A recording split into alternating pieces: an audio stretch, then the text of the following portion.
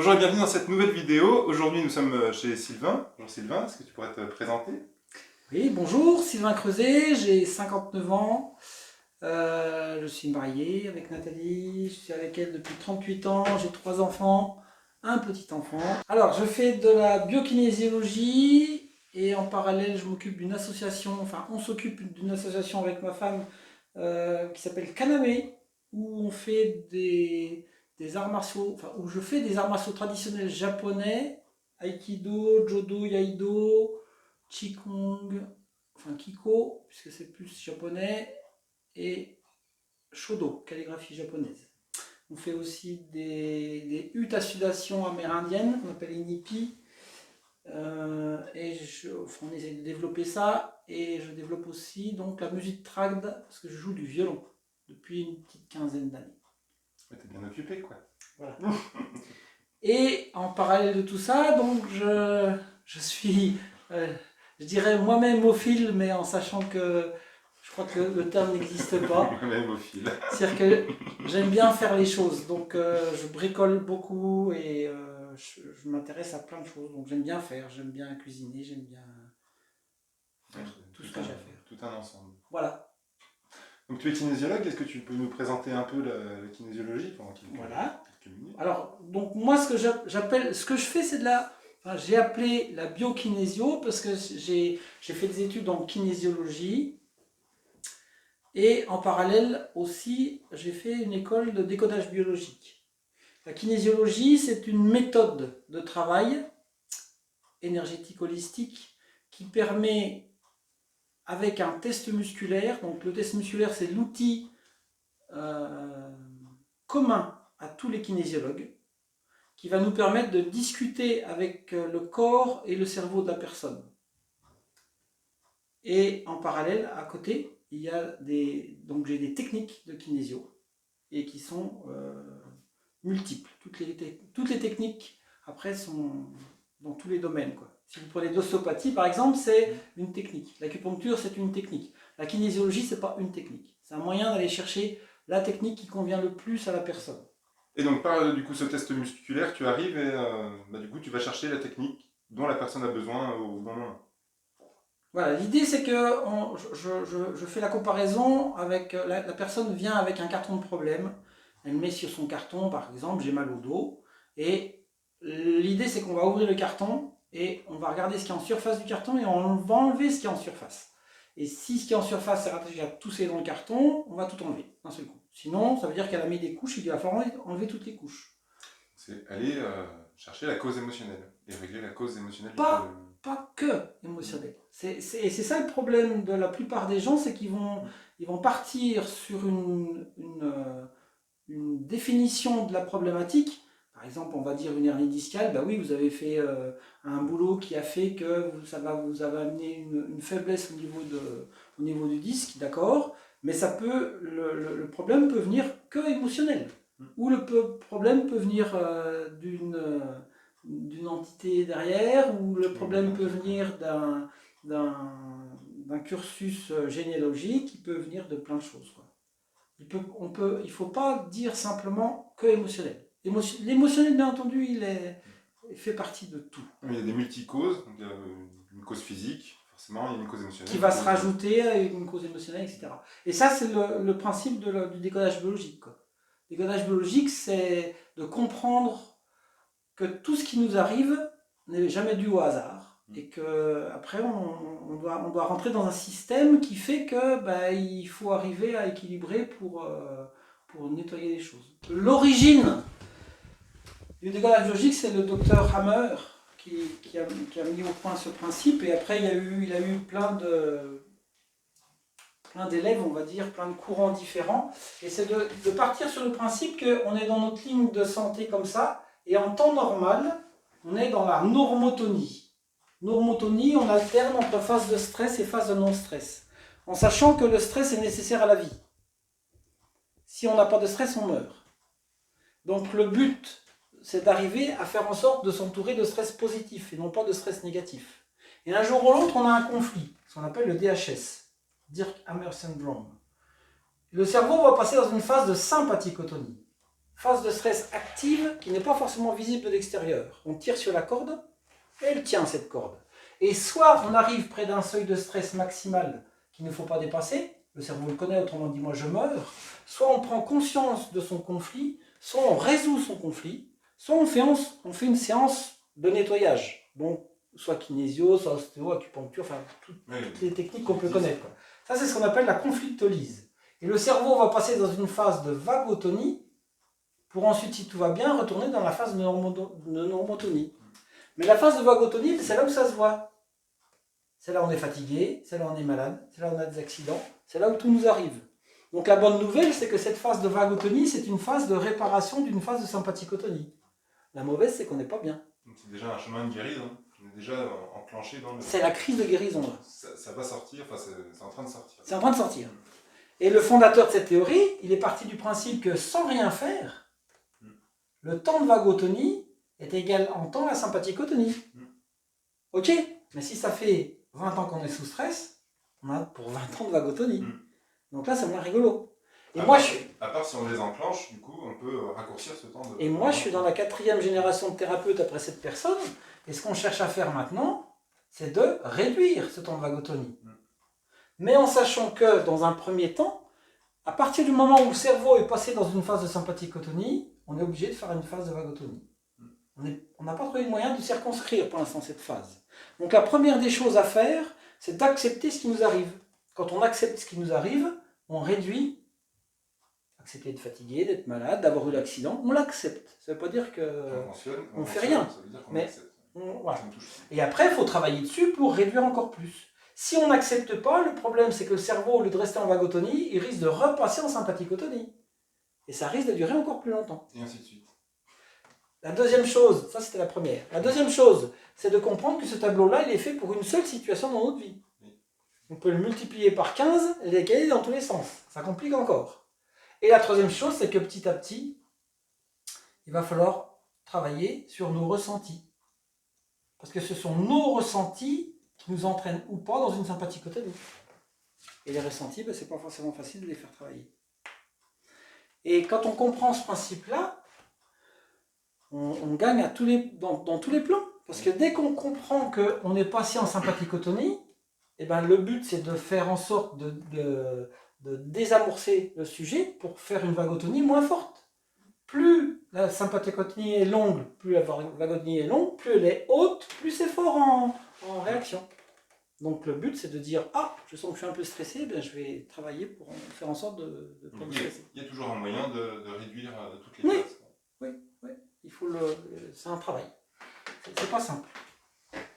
Alors pour toi, que signifie être libre et heureux?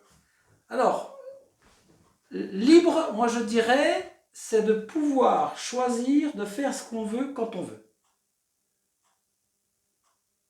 Et heureux, eh ben, c'est d'aimer ce qu'on fait. Et aussi, c'est pas facile non plus, quoi. Moi je sais que ça fait X années que je travaille dessus, et j'arrive maintenant à faire ce que je veux. C'est-à-dire que les choses qui m'embêtent, par exemple, je pourrais faire la vidange de ma voiture ou bricoler dans le moteur, ça m'énerve, et ben je le fais pas, je le délègue au garagiste, parce que j'ai pas envie de faire ça. Oui, ça n'apporte pas de la joie, donc tu vas pas t'embêter à faire ça, quoi. Voilà. Tu vas te concentrer ton temps du coup sur ta zone de génie, au maximum. Là où tu es en joie, quoi. Au maximum. J'arrive à peu près. Bon, il y a toujours des choses qu'on ne fait pas forcément en étant heureux. Je fais les courses, ça ne me remplit pas d'allégresse de faire les courses. Mais il faut bien que quelqu'un le fasse. Et puis si je délègue les courses, je risque le problème de la délégation, c'est bien. Le problème, c'est que on risque de ne pas être content. C'est-à-dire que si je demande à quelqu'un de m'acheter une part de pastèque et puis qu'il ne m'achète pas une bonne part de pastèque... Oui, aussi le ressenti que tu disais tout à l'heure, du coup. C'est ça. Du coup, tu viens ressentir aussi les aliments que tu viens acheter. Tout. Ça te parle à toi. Tout est important. Donc je fais en sorte de réduire le temps de course. Il y a des techniques. De réduire le temps de course pour faire en sorte que, ben voilà, ce que je fais, je le fais relativement vite, mais au moins je sais que je suis pas mécontent de ce que je fais, quoi. Pour pouvoir déléguer, il faut savoir faire la tâche. pour pouvoir expliquer précisément Oui, ce qu'on mais veut. c'est pas simple du tout. Mais c'est un métier de mais déléguer. oui, c'est ça. C'est exactement ce principe. Une phrase qui dit si tu peux, si quelqu'un pourrait le faire avec 80% de ton efficacité, bah alors délègue-le. Oui, c'est ça. Oui, c'est bien résumé. Mais dans tous les cas, on ne peut pas déléguer et que ce soit 100% satisfait. Non. Je pense que les gens qui veulent déléguer veulent que ce soit 100% satisfaisant pour eux. Et du coup, c'est pas possible. Parce qu'il y a forcément une tierce personne qui agit. Oui. Donc de déléguer des tâches où la satisfaction n'a pas un niveau élevé. C'est ça. Qu'est-ce que pour toi une bonne santé naturelle? Alors en priorité, je pense que c'est arriver à vivre sans drogue et médicaments, allopathique. C'est-à-dire que sans avoir besoin d'une tierce personne, alors ça c'est l'idéal, hein, bien entendu. Hein. Ou d'une béquille, quoi. Enfin... Sans béquille, oui, c'est ça. La béquille est peut-être des fois nécessaire. J'ai eu un accident à un moment donné au genou et bon, ben, ponctuellement, pendant 4 jours, la béquille ou la canne était nécessaire. Mais il faut très vite s'en séparer. Parce qu'autrement, ben, on va passer. C'est le principe des semelles. On a une semelle, c'est une petite béquille. Voilà. On a une petite béquille, bon, ça peut être nécessaire, mais si on s'y habitue, on va terminer par une béquille, on va terminer par un déambulateur après. Donc ça va pas forcément dans le bon sens, quoi, hein. Et bonne santé naturelle, après, ben, c'est tout un système d'équilibrage. C'est la normotonie, c'est arriver à être le but d'être tout le temps en normotonie. Donc pour ça, il faut... En permanence, du coup, dans l'instant présent. La normotonie, c'est l'instant présent. Pour équilibrer, c'est les quatre modes digitaux de la kinésiologie, qui sont la structure, donc notre corps, le corps physique. L'écologie personnelle, c'est tout ce qui est chimique, les essences chimiques au niveau du corps. L'émotionnel, et ce qui est électrique ou énergétique. Et si on arrive à équilibrer tous ces pôles-là, normalement, on devrait être en bonne santé. C'est la théorie et c'est pas forcément une facilité. Mais c'est tout un chemin. C'est un chemin, c'est ça. Comment agis-tu pour ta santé au quotidien? Alors j'essaye de faire en sorte d'interagir sur les 5 hégémonies du cerveau qui sont dans l'ordre d'importance la respiration, le sommeil, enfin le repos, l'eau, les émonctoires et la nourriture. Donc la respiration, ça veut dire qu'il faut faire attention à l'air qu'on respire, bien entendu, mais surtout bouger notre corps pour que la respiration ne soit pas toujours à la même hauteur. Qu'on puisse, en bougeant le corps, agir sur cette respiration pour que ça soit beaucoup plus efficace, quoi. Le sommeil, c'est la notion de repos, donc la nuit, bien entendu, nuit et jour, mais aussi prendre la notion de se reposer une fois dans l'année, et bon, ça je ne vais pas développer parce que ça va être trop long, et après dans la journée, s'accorder des pauses. Donc soit des pauses en faisant des siestes, soit dans le travail qu'on fait en faisant des pauses. Une petite pause de 5 minutes par heure, ou alors en changeant de l'action. Tout dépend de ce qu'on fait. Après c'est beaucoup plus compliqué que ça, hein. Oui. Si on fait une action... Déjà, le cerveau n'est pas fait pour faire plus de 90 minutes de travail consécutif, quelle que soit la tâche. Donc, au-dessus de 90 minutes, on fatigue. Après, si je veux faire du bûcheronnage de la tronçonneuse, je sais que c'est pas 90 minutes que je vais faire ma pause. Je vais faire ma pause toutes les 45 minutes. Et si je vais piocher dans la terre, eh ben je sais que ça ne sera pas 45 minutes. Je vais piocher pendant 10-15 minutes et je ferai une pause. Et donc tu t'écoutes. Oui. Et après, voilà, à partir du moment où on arrive à s'écouter, on est infatigable. On peut faire toute notre journée. Et bon, on est forcément fatigué un peu à la fin de la journée, mais ça sera pas non plus... c'est pas la fatigue qui nous tombe ou qui nous empêche de travailler, quoi. On peut bosser largement.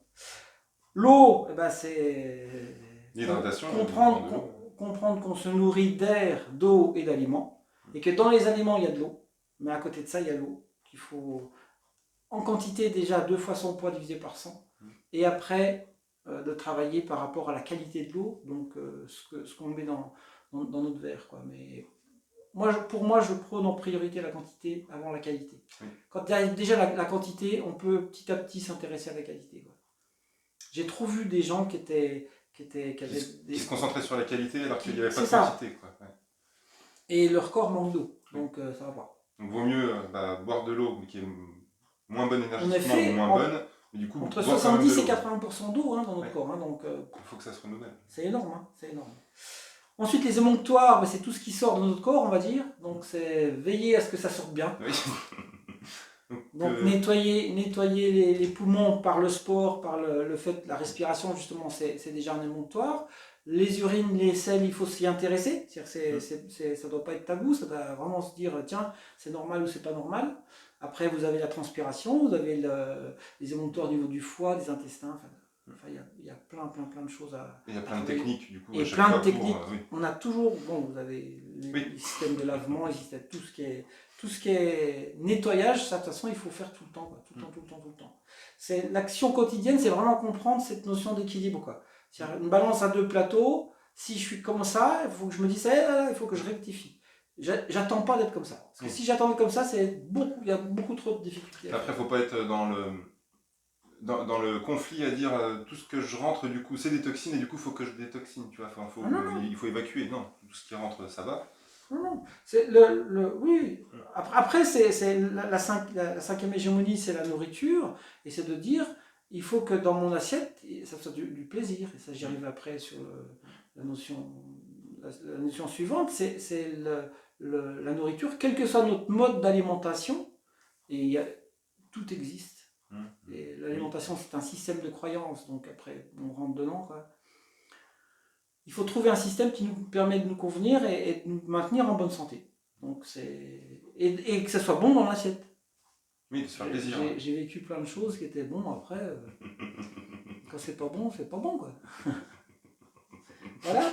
Et la dernière chose en action quotidienne, c'est que je prône l'hédonisme épicurien, et c'est le fait de rechercher le plaisir dans tout ce qu'on fait. Oui. Donc on va se faire plaisir avec un bon vin, on va se faire plaisir avec même une assiette de pâtes, ça sera parfait, quoi. Mais si les pâtes sont toutes en bloc comme ça, puis qu'il y a c'est posé dans l'assiette comme ça, alors ça va pas. Ouais. Alors que si c'est cuisiné tout de suite, tu apportes déjà de l'amour dans ta cuisine. Ça change tout. Ça change tout au niveau du goût. Et au niveau énergétiquement, au niveau de notre santé, ça marche, quoi. Et qu'on ne se nourrit pas que du côté physique, on se nourrit aussi du côté émotionnel, du côté mental, du côté visuel, les odeurs. Tous les pôles sont importants, quoi. Voilà. Merci beaucoup Sylvain. On vous met le lien de ces coordonnées, si tu veux bien. Pas de problème. Et puis on vous dit à bientôt. Bisous. Au revoir.